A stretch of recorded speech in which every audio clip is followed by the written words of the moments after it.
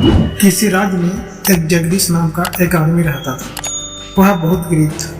वह रोज जंगल में जाता और कुछ सूखी लकड़ियाँ इकट्ठा करता और शाम को उसे बाजार में बेच देता था। उसी से उसका घर का खर्चा चलता था। एक दिन बहुत तेज से बारिश हो गई। जंगल के सारे लकड़ी बारिश की वजह से गीली हो गई।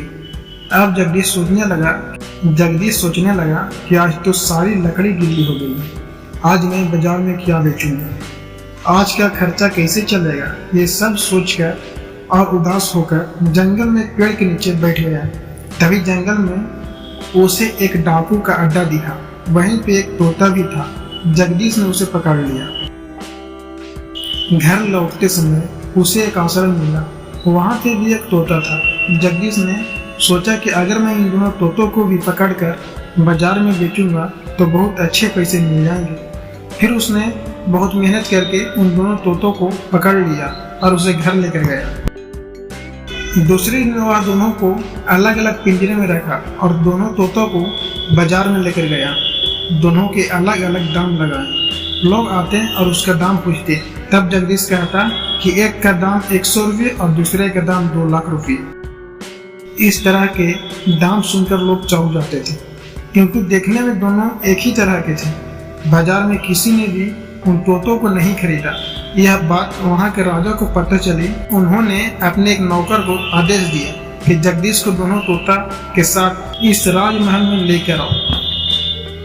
नौकर राजा के आदेश का पालन किया और थोड़ी देर बाद जगदीश को तोता सहित राजमहल में लेकर आ गया। राजा ने जगदीश से पूछा कि ये दोनों तोतों का दाम अलग अलग क्यों है, देखने में तो दोनों एक जैसे हैं। तब जगदीश ने कहा, महाराज इसका कारण मैं अभी नहीं बताऊंगा। जब आप इसे खरीद लेंगे तो आप अपने आप समझ आ जाएगा। उस समय यदि आपको लगे कि मैं इनका दाम गलत बताया हूँ तो आप मुझे सजा दे सकते। राजा ने जगदीश के कहने पर दोनों तोतों को खरीद लिया और उसे पैसे दे दिया। जगदीश खुशी खुशी अपना घर चला गया। दूसरे दिन राजा सुबह सुबह उन दोनों तोतों को देखने गया। जैसे ही वह एक पिंजरे के पास गया, वैसे ही उस पिंजरे के तोता जोर जोर से चिल्लाने लगा, अरे दौड़ो दौड़ो, इसे पकड़ो, यह दुष्ट कहाँ से आ गया, मारो इसे मारो, इसके हाथ पैर तोड़ दो, इसका गला काट दो, इसे लूट लो। राजा को उस तोता का बोली सुनकर बहुत गुस्सा आया। वह तुरंत वहां से हटकर दूसरे तोते के पास गया। राजा को देखते ही दूसरा तोता बोला, आइए आइए महाराज, आपका स्वागत है। हमारे कुटिया में मेहमान आए हैं, आइए बैठिए, इनके लिए पानी लाओ।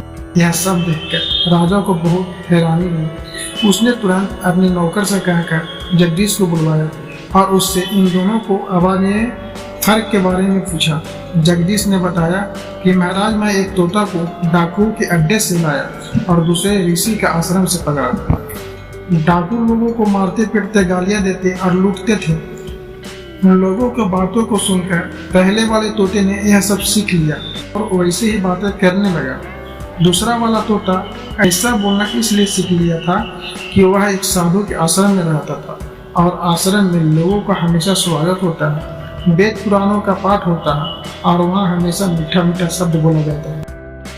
यही कारण है कि दूसरा वाला तोता सादा अच्छी बातें करता था। यह सब संगत का असर है। अच्छी संगति इंसानों के अंदर अच्छा व्यवहार उत्पन्न करती है और कुसंगत इंसानों को हमेशा गलत रास्ते पर ले जाती है।